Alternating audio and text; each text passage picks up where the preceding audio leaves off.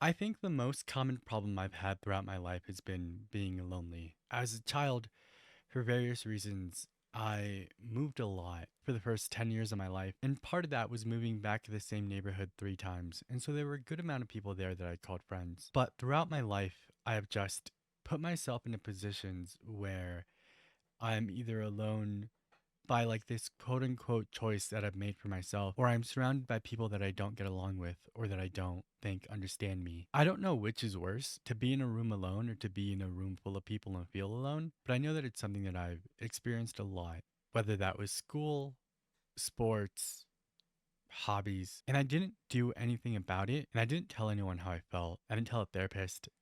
I didn't tell any adult in my life. I don't even know if I had any at that point. And instead, I just said it would one day end, and I did nothing about it until I was 23. And at 23, I was living in downtown San Diego with my partner at the time, and she had just started training for a new job.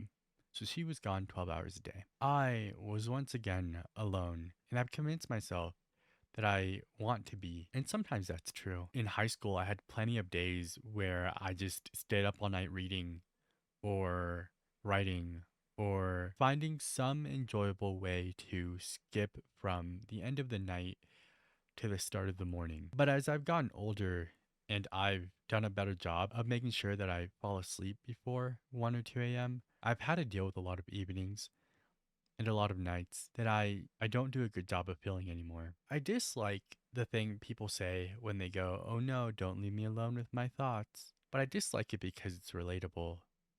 And there are so many things that I've said and done to myself that I hope I never have to talk about on this channel. But I think they've all stemmed from forcing myself to be alone and consequently lonely. And so at 23, being alone physically without the option to change that because I had no friends and COVID was still a pretty big thing, I started streaming on Twitch. And there's a note in my phone that says, "Don't make friends." But that came out of fear, not out of like, oh, streaming should be productive or a job. I wanted friends. I needed friends. I was afraid of failing. I failed pretty high up. I made my best friends and my current girlfriend, and I've met all of them in person so many times now, and I will again soon. It's been a really, really wild thing to look back at. But the space in between getting to see these people and getting to talk to them like real people has just been getting wider. And I am once again sinking into this feeling of being pretty lonely. And it's harder now that I'm no longer streaming every day. And instead, most of what I do is I sit here, I try to find ideas, I edit, I record, watch back my own videos. I watch other people's videos for enjoyment. Sometimes I'll go into people's Twitch chats like Mati or Mima or PP or even Peter yesterday. But it is entirely different than having a conversation with these people. And it's not hard. I could reach out and say, "Hey, do you want to hang out for a little while?" But then I don't know if I want to. So now I'm finding myself in this cycle of I'm lonely, but I'm afraid that the people that I like, that I might want to spend time with, may only make me feel lonelier. And that is nobody's fault but my own. I'm very lucky to be in the position that I'm in, just overall. I have a home to sleep in, and that hasn't always been true. I have a bed to sleep on, also has not always been true. I have a beautiful partner who loves me in so many ways that I did not know that I was lovable in. And I have friends in positions to where if I said, "Hey, fly over," they would for me. And I know that. All of this was to say that there are plenty of times as a teenager or young adult where I did think that maybe I could fix the problem by moving halfway across the country or making friends off Tinder or taking classes in college that I wouldn't normally take, but were really good for building relationships. Like that one time I took musical theater. But something I didn't think to do before I was on the internet too much was look up help. And I'm a little glad that I didn't, I think I would have ended up on the most popular side of the internet, which is not the best side of the internet. And 2 weeks ago, Dr. Taraban uploaded a video called Men Need Friends, The Loneliness Problem. And we've talked about Dr. Taraban so many times now.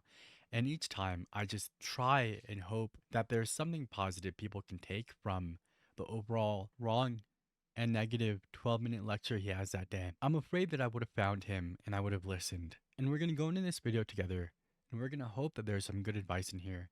We're going to hope that it's one of the times that he's just right, because there has to be. And I hope that the people who need this video, who find this video, who go, I'm alone in this world and I don't want to be, can get something positive out of this and not what we've seen out of him so far. I'm Dr. Orion Taraban, and this is Psych Hacks, Better Living Through Psychology. And the topic of today's short talk is men need friends. Need. This is non-negotiable, guys. On some level, men need other men in their lives in order to be happy and fulfilled. This video is very obviously targeted towards men. I doubt he has a video that's like for women, women need women. For the most part, in my life, I've mostly had friends that were women. Most of my teammates when I played sports were men, but most of my like one-on-one friendships have been with women. Now it's pretty split. It's pretty even.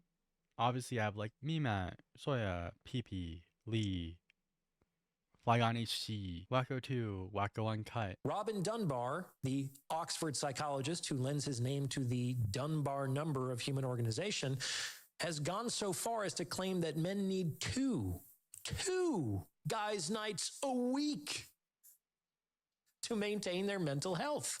Okay, I don't like going outside 2 times a week. Like, that's a lot. When I was at Lee's house, we went to get food at this like little bar, like a mile down from her house. And the server was taking my card, right? And the server asked something like, oh, how have you guys been spending your weekend? And I said something like, this is the only day of the week she lets me outside. And the server laughs for like 12 seconds, looks at Lee and goes, he said that like he was serious. And then she goes, he was. And she looks at me and I go, yeah. I don't go outside very often. When I do, it's usually for food. I don't count walking toast. I have to do that multiple times a day. I mean, like, I don't go out and do things or spend time with people. I don't care who it is. If it's not Lee, there's nobody I want to see 2 times a week. That is too many times a week. What do you even do in a guy's night? The last time I hung out one-on-one with a guy who invited me over to their house for like a guy's night was to watch the Super Bowl between the Rams and the Patriots when I was in college. And it sucked. I like football and I want to watch it alone in my living room, going, "Ugh!" Every time Lad McConkey catches a pass. Every time. He's just a little lad. The issue is that a quarter of men, a number that is likely rising, report having no close friends at all. And that, according to Dunbar, men generally are socially very lazy. Yeah, the sucky part about making friends is that you have to make them. And as an adult, that's hard. If you don't know who Caroline Winkler is, I'll link her channel in the description if I remember. But she has so many great videos about making friends as an adult. Just general like life advice sometimes. And also interior design, which far beyond me. But she's super cool. She's super cool and she seems super smart. The hard part about making friends is making them, especially as an adult. What do?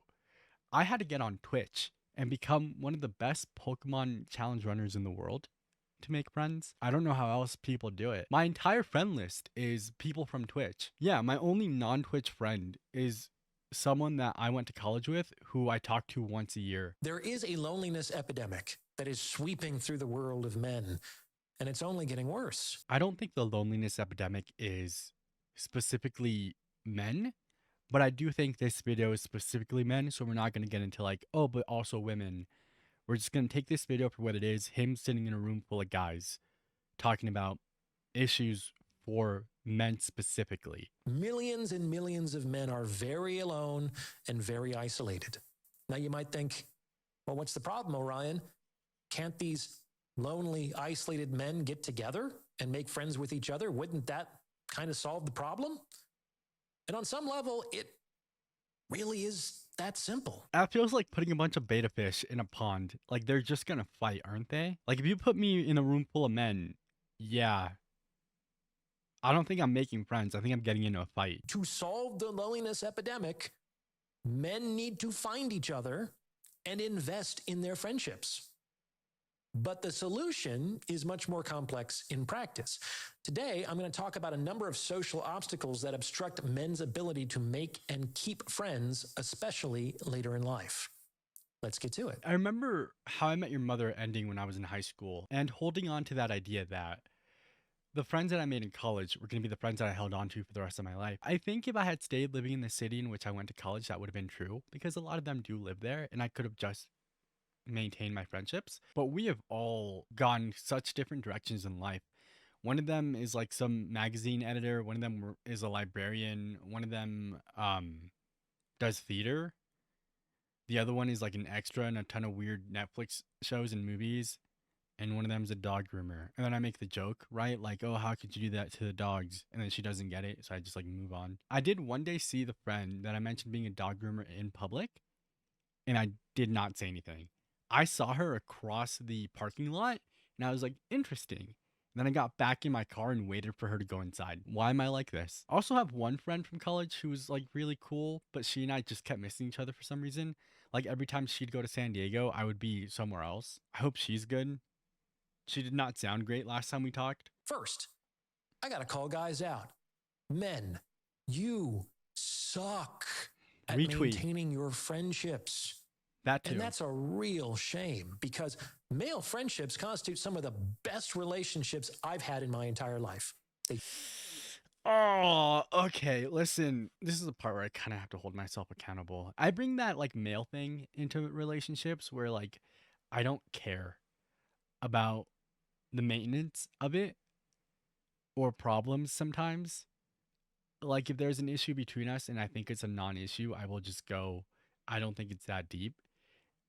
And I know that that's kind of a problem and I try not to do it too much. I try to really only do it when I actually think it's a non-issue and it's not like I have a lot of problems. It doesn't happen very often. And I don't do it within my romantic relationship ever. I would never. But there have been times in my friendships where I have failed to realize that it is my job to work around other people's sensitivities, even if they have done the same thing to me and I just happen to be a little less sensitive. It is okay for me to be a little bit more careful with the way that I speak and the things that I do, even if they are not, to maintain the balance of they happen to be a little bit more sensitive than me. And that's okay. I can be a little nicer. There have been plenty of times where I failed to do that. Or a real toxic trait of mine because I just like, I'm so convinced that the friends that I have are not the friends that I will have. I'm so convinced that whoever it is that I am in people's lives, the person that I am to be is not in their life at all. That applies to literally everyone except Lee. And I have to keep saying that because that's just how my brain works. That's how my brain has always worked. And I'm sure that I could do something about it, but I don't know that I want to. But I'm so convinced that I'm not supposed to be people's friends. And so sometimes me, Matt, will get into an argument. And instead of being like, how do I fix this? I just go, all right, dude, we'll talk in a week. And then in a week, we both have just forgotten about it. Or we both just don't care, which I think is why I do that. Because I think most of the times I've gotten into these like arguments, quote unquote arguments, they're not real with like my friends. It's been over things that don't actually matter. And so I think it's easier to take a couple of days off than to like get into an actual fight about things. And I know that the people in my life do not always enjoy that. They tend to be supportive, uncomplicated, and enduring. I do think supportive can be to a fault. I find that the people in my life who will tell me I did something wrong or that I need to apologize or that I need to fix something have been the women in my life. Whereas like the men are supportive but uncritical. And I think your best friends should be able to provide criticism. But nothing is really going to change for men unless they start to value and prioritize these relationships in their lives. Like life is not going to go out of its way to do that for them. Men have to make that happen. And in the absence of willingness and effort, they're going to have more of the same.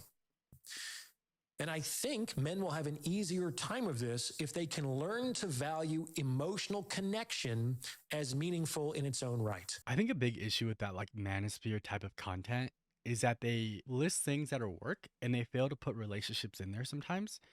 So they'll say, Oh, you want to be a millionaire by age 30? Do the work, invest, do this, put your head down. Oh, you want to learn a discipline? Put your head down, work, learn, whatever. And then it's the same thing with relationships. And sometimes you'll carry over your friendships with other men into the other parts of your life, and it doesn't seem like something you had to work towards. And maybe the dude that you made friends with when you were in the fifth grade, who just lasted for the rest of your life, didn't feel like a work. But building relationships as an adult, starting them, maintaining them, forcing them to bloom is work, and it should be seen that way. You have to invest time and effort in your feelings. And if you could get that like manosphere side of things to see that you should be doing that towards all relationships, including your friendships with other men, it would be easier to transition that into how they then look at women and how they then should try and build their romantic relationships instead of just expecting one. Like, women tend to find emotional connection to be intrinsically valuable. Men, not so much. Guys generally need some sort of pretext to get together. You may have heard that women tend to socialize face to face, whereas men tend to socialize side by side. It's like men need some other activity to exist to serve as a pretext for connection. Watching a game, working on an engine, taking a jujitsu class. To be fair, that is me with everything. Like, I need at least two things going on at the same time, unless I am, and I have to bring her up all the time because she's just such a massive part of my life. If I'm with Lee, like being with Lee is the only time I can do one thing. If she puts on a little Simsy video, we are watching a little Simsy video.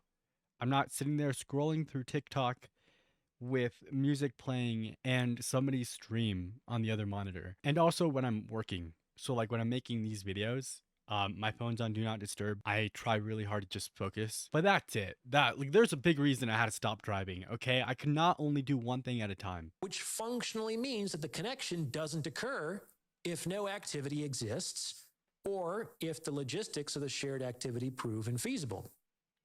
Now, this isn't necessarily a problem, but one of the consequences of this requirement is that it tends to make male socializing less frequent, even in the case of perfectly willing participants, for the simple reason that the logistics aren't always going to line up.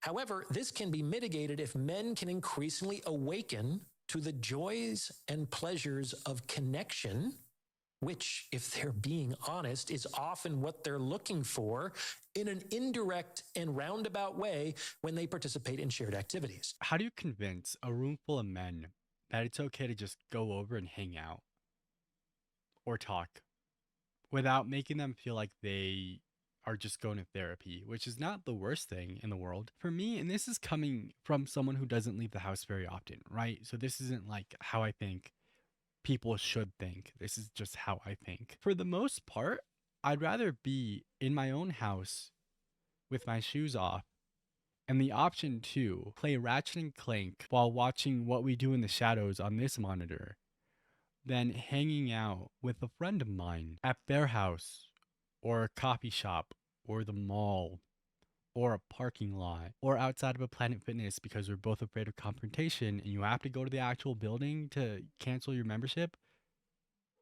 I live 2 states away. What do you mean I have to go back to Albuquerque? Anyway, I would rather have the option to sit here and do something I'm gonna enjoy than to be out and possibly not enjoy it and not be able to just go home. You also get into like a talk about money, right? Because the easiest way to hang out with someone is to go and get food or go and get coffee. Hey, do you want to go get coffee?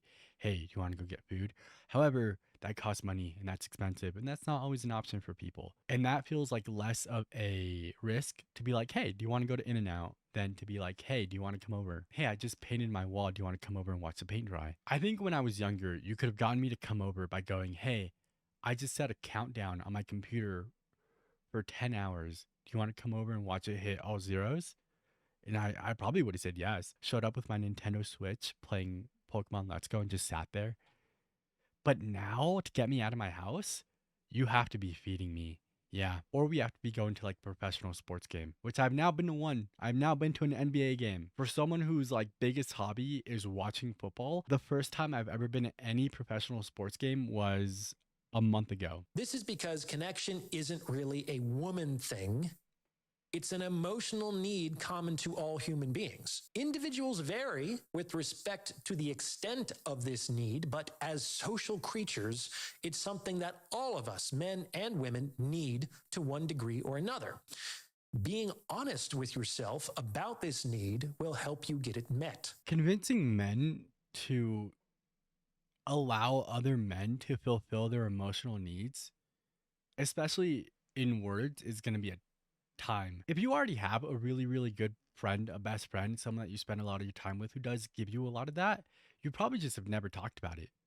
But you know that if you need to talk about something or that something's happening, you could call that friend of yours. But to take men who are currently lonely and to plant the idea of, hey, you might be able to get a really good emotional connection with another man, I don't know how you convince the general lonely man person to do that instead of them going, no, I'll just get on Tinder. No, I'll just get on Hinge. No, I'll just get on Bumble. And then they get lonelier because they just don't hit any matches. Not because of them, not because they're ugly or have a bad bio or because of the pictures. There's just like so many videos on men on dating apps getting a lot less attention than other people on dating apps. Being honest with yourself about this need will help you get it met. In fact, and this is going to sound kind of crazy, but it's this apparent needlessness that creates a liability for men. Men often think that they don't need very much from other men. In general, the more you need other people, and the more other people are going to be in your life. On the other hand, the less you need other people, and the fewer people are going to be in your life. And let's be real, the virtue of self-sufficiency, both materially and emotionally, is definitely valenced in our culture in a gender direction. The rugged individualist ain't feminine. The rugged individualist is manly. And being stoically self-sufficient is always going to be more masculine than, say, being emotional and needy. So let's not pretend that it isn't. Sure, but how masculine is being lonely, right? Like, oh, I'm a manly, manly man, and I'm alone. I am who society told me to be during the day, and I cry at night. Like, that's not fun. It's 2025. You should be able to be honest with yourself. You probably want people in your life a lot more than you want to be seen as like this stoic, manly man. I'm assuming that the audience is going to be able to admit to themselves that they do have emotional needs. And I think for a long time, that would have been seen as like a super weak thing to do. I know as a child, I thought that way too. Like, I don't have emotions, I don't cry, whatever. But a big part of growing up is being honest with yourself. And if you genuinely don't have those emotions, then you should probably see a psychiatrist. But men do have emotions, and men do need things, at least in order to thrive, if not technically to survive. And there's a big difference between just spilling your purse out on the table and not admitting, even to yourself, that there might be things that you need and want from others. Like, there is a big distance between those two extremes. So let's not fall into the trap of dichotomous thinking. Rejecting the one extreme does not mean that you accept the other, and vice versa. All he said there was you don't need to be like overly emotional, crying, explaining everything about yourself to admit that men have emotions, including yourself. You don't have to be one way or the other, either completely emotionally unavailable or completely over emotional. There's a very healthy middle where I think most of us sit. Somewhere along that continuum, and it might actually be closer to the stoic side of things than to the expressive, is the optimal position. And I'd encourage men to keep experimenting along this spectrum until they find it. In any case, it's important to remember that if men need nothing from nobody, then they might just end up with nobody in their lives. If you're interested, This is a new ad. You can go watch it if you want to this end, I think it might be helpful for men to examine the value proposition of their friendships. Like, I'd like to think that my friends don't dislike me, but I'm clearly not very important to them. Oh, brother. I've said this in so many different ways. There are times in my life where I have to be wrong, regardless of the way that I think. There are times in my life where I go, I'm wrong. I don't think that I am, but I know that I am. I think everyone hates me. I know they don't, but that does not change the way that I think. I think every friend I have is 1 or 2 days away from going, who? And I don't know how to change that. And I don't know if I want to anyway. I know that I'm wrong. I know that I'm wrong. I know that I'm wrong. I know that Taylor, JP, Soya, PP, Lee, Matt, Mati, Peter, Billy, I know these people do not hate me, Dirk, but that does not change the fact that I think they do. It becomes a problem when I think you're asking and over asking for validation from these people. I more so put them in a place in my mind where I go, one day they're just going to stop talking to me, and that's okay. Which is also like in itself an issue. I would never necessarily bring it up to them individually because that kind of plants a seed. That is not fun for anyone. You don't want one of your friends to come up to you and go, yeah, I know you hate me. Don't worry about it. One day you're going to stop talking to me. Don't worry about it. Like, that's a little weird. I will keep it specifically to myself, but do make jokes about it otherwise. I understand that I'm the problem, and I understand I have a lot of like other problems that I mention but don't ever think I'll fix. But it would be stupid of me to sit here and not be honest. Who would I be lying to, right? Myself? I do genuinely think I would go a little nuts if it wasn't for Toast, because then I would be like alone. And that would not be fun. She's on the floor. I tried to get her on the bed like 20 minutes ago, but she's a floor baby today. Think about it. When they hang out with me, they don't get laid. They don't get paid. They don't help out their wives or their kids. Okay, I'm in a weird position here. I can hang out with my friends and we can make a video about it. I don't, but we could. Me and Mima have a video together. I think the laid thing is weird. Like, this entire video is about forming relationships, and sex is also just over there. Like, you could teach people to form relationships with men and then women if they want to sleep with women. Or, you know what? If you're in a friend group with a bunch of guys, you're all alpha males, sleep with each other. It's not gay if you're just doing each other favors, right? This entire video is about meeting each other's emotional needs as men, as friends. If I'm your friend, if we're two dudes hanging out, it's halftime, I go, dude, I'm hungry. And I'm at your house and you have food in your fridge and you're not going to offer me some? There's a documentary on Hulu about a serial killer. I think anyway, and I can't remember which one. I just tried to find it on Google. Did not go great. But he makes friends with his family, and the dad and the serial killer, who's also a male, are like on their way to a hardware store or something. And outside the hardware store, the serial killer, before they know he's the killer, right, goes, hey man, it's been a while. I just need a favor. Will you churn my butter? The dad, who's like an old man at this point, is like, oh, I don't know, man. Kind of weird. And he goes, oh, brother, it's just a favor. You know, it's been a while for me. And the dad's like, oh, okay. And he does it. Like, it took an ask and a half. So if you have a bunch of male friends, if you're a dude in this space and you're all like, hey, you know what's wild is that whenever we hang out, we never get to have sex. Just do it. Just do it. Who's going to judge you? I'm not putting in that clip of Andrew Tate talking about how gross vaginas are, but this is like what I'm imagining. A bunch of dudes sitting around talking about like, oh, vaginas are gross, man. I wish we could just have sex. Right? Like, what if?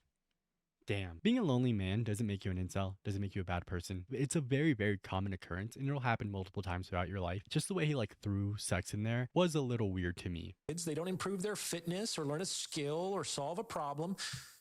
Maybe they get to blow off some steam and have some fun. But which one of them is named Steam? It's more of a quality of life benefit than an essential component of their lifestyles. I'm like the 10th most important thing in their lives. And given the demands of the other 9, it's no real surprise that I only see my friends once in a blue moon.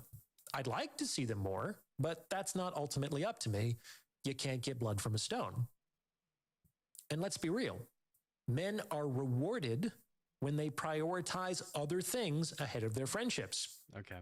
Socially, men are conditioned to be workhorses, to be producers of value. When they fall into that role, they are rewarded. When they resist that role, they are punished. That's a very American thing. I think that's fine considering like that's his audience, right? It does feel weird on the days that I don't get to like do something productive. And I do have to try and unteach myself that not every moment has to be spent in a quote unquote productive way. If I do something that I like, it is productive. It doesn't have to be work related. It doesn't have to teach me a skill. It doesn't have to be profitable in some way other than my own enjoyment. I wish I liked movies because if I could just get myself to watch like a movie every couple of days and set aside this like 2 hour or 90-minute block to just do something I enjoy, that'd be dope. But it's hard for me to just sit here and especially only do one thing. I think a lot of us as people are conditioned to think that everything we do has to be productive. And it comes into that conversation of like, can you do something for fun without then having to talk about it or post on social media? And I don't know. I don't know. I don't know. I don't post on social media very often aside from here, but I don't know. I can't tell you the last time I had fun alone. No idea. It has been a very long time and I can't tell you when the last time was. That wasn't the point of his like little thing, but I do think you're allowed to just count fun as productivity. I just happen to not know what that means. And hanging out with his friends doesn't really benefit anyone besides the man in question. It doesn't benefit his wife or his kids or his employer or his clients or his community or his government. It only makes the individual man slightly happier. So, if in this example, we are using a married man with children, a good job, whatever, right?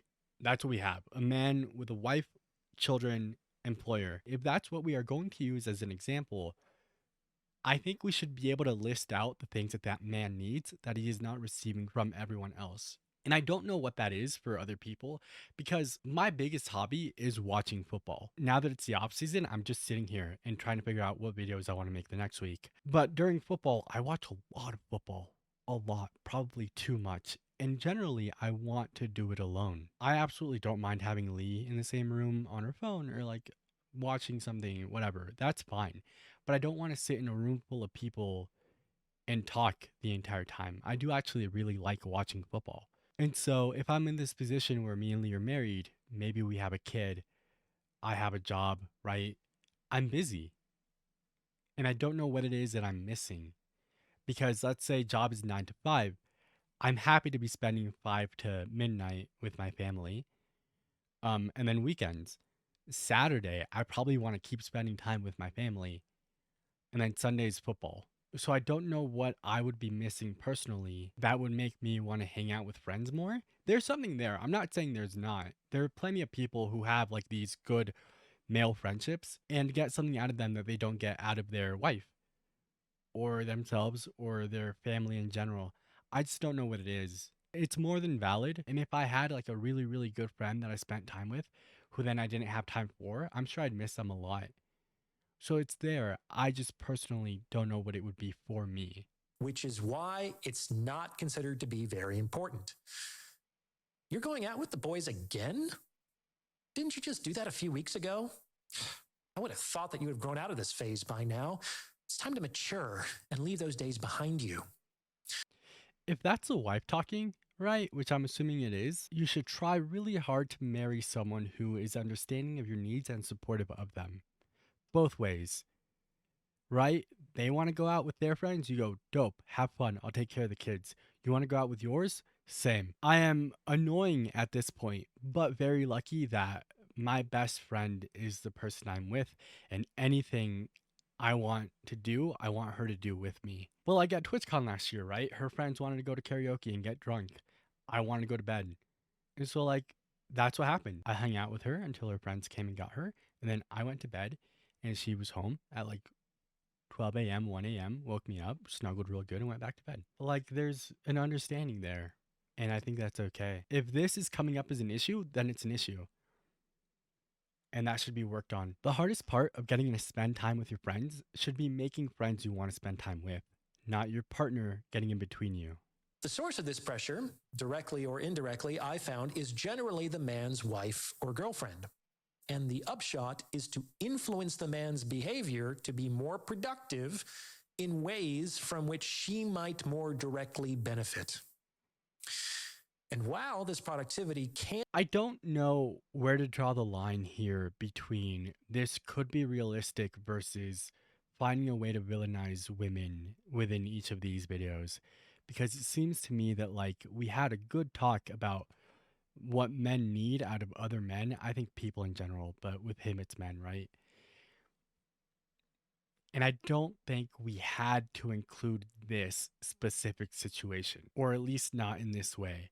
If you are in a relationship where your partner, either way, actively stops you from hanging out with your friends, and it's not because that's getting in the way of your relationship, your job, your parenting, if you have free time that's actually free time and your partner does not want you to spend it with your friends, then that's an issue with your partner. And it's not just like oh, that's something men have to deal with. Can lead to wealth and achievement, it does come at a cost. In fact, some men have this like Stockholm syndrome relationship with productivity. They can't escape the social expectations of being productive or the social consequences of being unproductive, so they embrace it so thoroughly that it becomes a part of their identity. I know so many guys my age who spend the first half of their day generating value for their employers and the second half of their day generating value for their wives. And that's their lives. That's an interesting way to say that. You're probably going to have a job, so that first half of the conversation isn't really like debatable. You have to be able to live, and if that's working in 9 to 5 for you, that's working in 9 to 5 for you. We're going to leave that out. If you come home and your marriage is a job and nothing more, consider that you may want to get out of that marriage.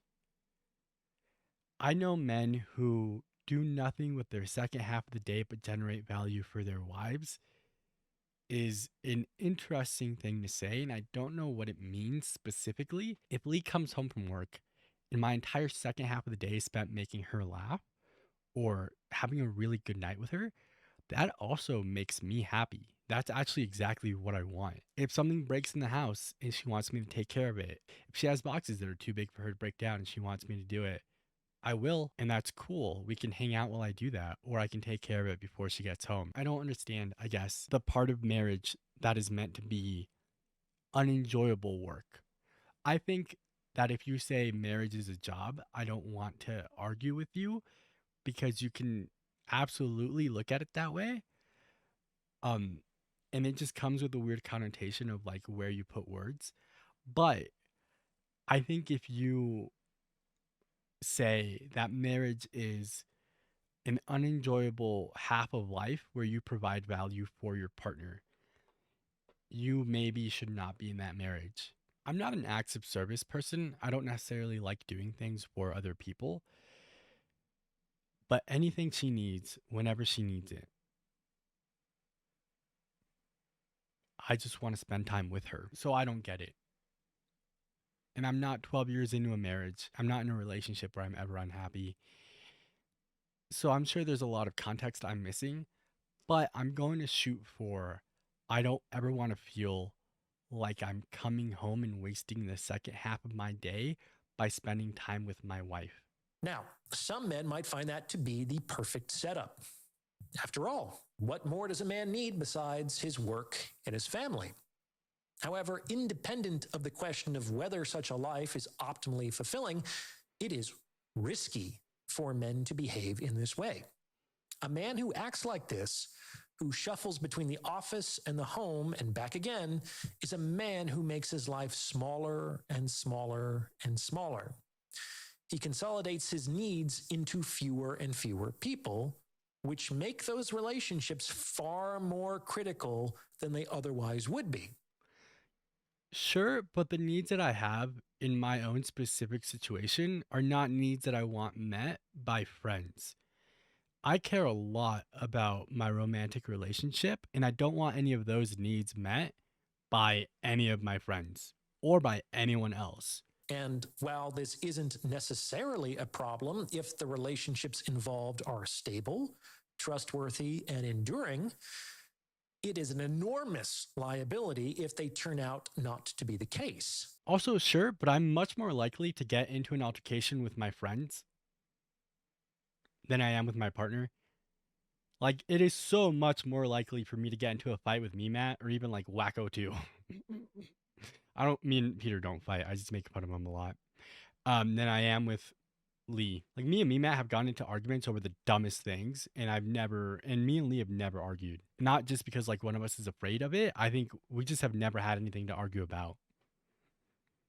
Again, I try to start arguments. I do it, just like as a little for funsies bit. Like we really only use one half of her bed, and sometimes I'll push her towards the edge, right? And she'll be like, "Oh, we don't have enough room," and I'll be like, "Oh, is this our first fight? Are you saying I take up too much room?" And then we laugh it off. I also don't move after that, by the way. Like I don't go, "Oh, okay."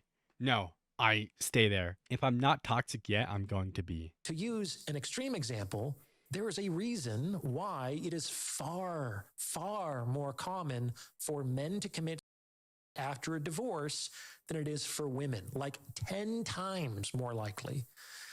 So many men outsource socializing and relationships to their wives over the course of their marriage. His wife's friends become his friends, and he socializes more and more with other couples. The wife is typically the one who schedules and plans and coordinates the social dimension of the relationship. Yeah, you know what? I can see that. I can see where that argument is coming from. It's hard for me and people like me because I don't really like having friends as much as I know I need them. I don't like it. Um and so if I'm not hanging out with my partner, I would rather be alone. But then when I don't have the option, like the last time I went through a breakup after like a 4-year long relationship, I did not take it great. And I was pretty quiet about it. Didn't say anything to anyone for a while. Never got into a fight about it, never argued with anyone, but I was not handling it well. I was so incredibly sad. So I can absolutely see that. I could have used friends in the way that I did not have them, but that's also my fault in that I didn't tell anyone. Like I went a solid it was probably 8 months before I was like, oh hey, by the way, haha, I've been single this whole time. And it's really hard to say if you know you're gonna be that person, then you should make friends without making it sound like it's a backup plan to your relationship failing. So that is an interesting line. And if you know you need friends, please go make friends. And please consider being open and honest with them. You need to make friends who you can be vulnerable, open, and honest with, who are going to take care of you and not just speak ill of someone you just went through a breakup with. Again, I have to remember to link Caroline Winkler down below because she also has a video about going through a breakup and what it's like afterwards and how you want your friends to be, which I watched pretty recently. And this is a problem if and when the marriage falls apart, because not only is the man out of practice securing and maintaining relationships, but the woman is much more likely than the man to keep those relationships in the wake of a divorce. Suddenly, the man finds that he is now without a social safety net, that he's neglected his own friendships, and that he potentially hasn't made a new friend since college. Oh. It's a situation like this, which is far more common for men than it is for women, that unfortunately can lead an emotionally vulnerable person to enact a permanent solution to a temporary problem. In any case, I think it's critically important for men to understand that their lives are much more than the value they can produce, and to continue to prioritize the activities and relationships that make them happy as individuals over and above the expectations of their women. Okay, if he had just said others, right? This conversation would be a lot more meaningful if he even just left the part about the wives in, but also said it about work. Hey, consider that your work is not your entire value. Like, clock out early, take a day off, whatever. But the only times he talks about maybe not putting all of yourself into this is in making your wife happy. I don't know who hurt you, big dog, and I didn't even want to get into that part of the conversation. But if you're doing all of this in reaction to something that happened between you and a woman, consider that you may need a different type of therapy than what it is that you're speaking. This should all be for yourself, by the way. You should want to make friends. You should want to live this life. You should want to go to work. You should want to go home to your wife. You should want these things. If you don't have to put them all together. You don't need to get married. You don't need to have a romantic relationship. There are plenty of people I know personally that don't have romantic relationships by choice, not because they are hurt or they feel bad, but because they don't want that side of things. They get more than enough out of their friendships. Will they always be this way? Maybe, maybe not, but that's not my business. And inversely, there are people like me who have one relationship that is so much bigger than the other ones in their life. My romantic relationship completely outweighs the rest of my relationships put together. That probably has a lot to do with me not having like a full family. I'm pretty good with the relationships that I have. Could I do a better job of reaching out to people? Sure. Could I do a better job of like spending time with people? Absolutely. But I'm not going to get anywhere pretending to be this person who wants to socialize all the time. And I'm not going to get anywhere listening to the advice of someone who ends it off with, you're in a bad marriage or you're in a bad relationship. The things that I do and the person that I am because I want myself and my partner to like me. The opinions of others on me has so little bearing on how I think of myself. And I take so much criticism, so much from my friends, from YouTube comments, from videos that have nothing to do with me, but I apply to my own life. And I try and think of how this could change who I am, what I think, and what I could do better next time in whatever it is that I'm doing. But whether or not that's for me and my relationship, I wouldn't call it work. It would suck. It would suck a lot if me and Lee broke up. I would lose my partner and my best friend, and I would spend many more days in bed than not. I would learn to sleep at a normal time because it's all I would do. But it would be stupid, so dumb and unnecessary to waste the time I have in our current relationship thinking about that. There's nothing wrong with making other friends. You should, in fact. But not as a backup plan, not because marriages fail, not because you keep treating your wife like work. Do it for yourself, to make yourself a better person, a better father, a better husband, better. You should live a more fulfilled life. And I'm gonna be so real, dude. I would take time off work before I took time off my relationship to make time for other people. I wanna come home to Lee every day and have as much time as I can with her. So if for some reason someone goes, hey, Max, let's hang out, I'm going to do it while Lee's at work. I'm going to do it while I don't have the option to hang out with her. Even if that means I have to give up an hour or two of my workday, I'm going to do that every time before I give up any time in my relationship. And you don't have to feel the same way. You don't have to think the same way. You could be the exact opposite. But I hope that you're at least in a relationship that you like and that doesn't just feel like work. Doing so should not only make them healthier, but should prove to be an important hedge against a catastrophic downside. What do you think? Does this fit with your own experience? Let me know in the comments below. At the end of the day, whoever it is that I am, when you look at me, you go, this is a 27-year-old man. So many of these problems I have experienced. I've come to different conclusions, and I think that's okay. There's two real things I want to say. If you are an adult and you are lonely, you do need to fix that. I'm such a bad example in that I didn't and that I wouldn't. If it happened today, I would do nothing about it. But I hope that you are not the same. If you are lonely, regardless of your gender, whether you're a man, a woman, or you're non binary or somewhere else, I don't know what it is. I don't know how to make friends. I don't know how to find people. I don't know if therapy is the place to start. And it's so hard to get people who are sad to start therapy, but you have to do something. I hope that whatever it is that you do works. And I hope that it is not in some way you treating your relationship like work. You deserve better. You deserve people in your life who make you forget the amount of hours you're spending time with them. If our conversations are spent laughing and loving, and suddenly it's 10 p.m. and I got here at 2, thank you. I have so many people in this life who have loved me when I needed it and didn't deserve it. I don't know that I'll ever be able to pay that back. And I'm lucky enough to know that they don't want me to. All I'm ever going to be able to say is thank you. And not to them, by the way. Like I'm saying it on video. To them, I'm just like, all right, dude, leave me alone. Get out of here. Is your mom single? And then I tell them they all have big foreheads, even though they don't, except for me, Matt. But that's like, he has a Mike Wazowski forehead. Anyway, find people to love. If at the end of my life, the only success I find is finding the right people to love and dying having done so, I will have lived a very happy life. I don't care about the job. I don't think I'm ever going to have money. I'm not worried about it. I need a home, whether that's a physical place or the heart of the person that I love, and my dog. And that's it. I'm okay. Me, Toast, Lee, and whatever we do, wherever we do it, I'm going to be happy. Don't let yourself fall into the whole like, ugh, wives, am I right? Ugh, the old ball and chain. That is just not fun. You deserve better. Your partner deserves better. I'm going to end it there before I say something stupid. Toast is still on the ground, but you could say goodbye to Lee's shirt if you made it this far. Thank you for spending time with me. This is my favorite thing to do. You're my favorite people to do it with.